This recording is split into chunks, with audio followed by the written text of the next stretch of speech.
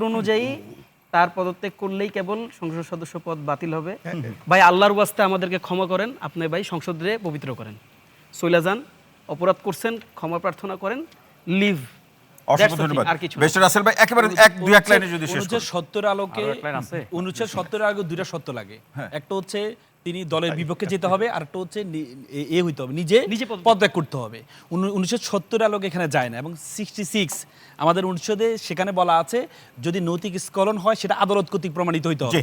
কিন্তু বাংলাদেশে ইতিহাস এর আগে লতিফ সিদ্দিকী সাহেবকে যখন আওয়ামী লীগ থেকে বহিষ্কার করা হয়েছিল, তখন কিন্তু উনি উচ্চ আদালতে আসছিলেন। উনি ভারতের একটা রেফারেন্স দেখিয়েছেন যে বহিষ্কার করার পরেও সেটা সংসদ শেষ হওয়া পর্যন্ত কন্টিনিউ করতে পারে। কিন্তু পরবর্তীতে এটা শেষ করেছি, পরবর্তীতে লতিফ সিদ্দিকী পরবর্তীতে তিনি নিজে পদত্যাগ পত্র জমা দিয়েছেন। আমি মনে করি জামাতের যে নিজে পদত্যাগ পত্র জমা দেওয়া উচিত। ফারুক হাসান ভাই, ফারুক হাসান ভাই, তিনি পদত্যাগ করবেন। আর এই ঘটনা আসলে আমাদের সবার জন্য বড় একটা উদাহরণ সৃষ্টি করে গেল, এবং ভবিষ্যতে আসলে এই যে যারা এই ধরনের ঘটনা অতীতেও ঘটিয়েছে বা ভবিষ্যতে ঘটার সম্ভাবনা আছে, তারা আসলে কোন প্রক্রিয়ায় কিভাবে কোথায় ধরা খাবে বা কোন শাস্তির আওতায় আসবে, এটা কিন্তু আসলে একটা বড় চ্যালেঞ্জের মুখে পড়লো।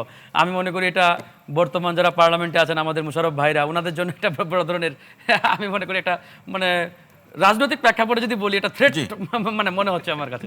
তো যাই হোক, আমরা এটাকে একটা উদাহরণ হিসেবে আগামীতে যাতে এই ধরনের কোনো কর্মকাণ্ড কেউ করার দুঃসাহস না দেখায়, এবং এই কর্মকাণ্ডে কেউ পড়ুক, এটাও আমরা চাই না।